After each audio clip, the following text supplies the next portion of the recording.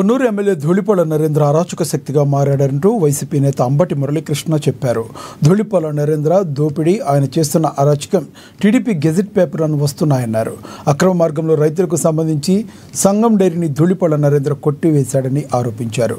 ఇష్టం వచ్చినట్టు నియోజకవర్గంలో గ్రావెల్ వేసి అమ్మేశారని మండిపడ్డారు అంబటి మురళీకృష్ణ. అంతేకాదు, అక్రమంగా ఆక్రమించినటువంటి ఈ డైరీలో రైతులకు పంగనామం, రైతుల వాటాలన్నీ సొంతం చేసేసుకున్నాడు అక్రమంగా. అంతేకాదు, పక్కన స్థలాన్ని పశువుల ఆసుపత్రి కట్టాలని వారి బైలాస్లో ఉంటే మనుషుల హాస్పిటల్లో కట్టి ఎవరికప్పు చెప్పాడు మీ అందరికీ తెలియదు కదా. వారి కుటుంబ వ్యవహారాల గురించి మనం మాట్లాడొద్దు.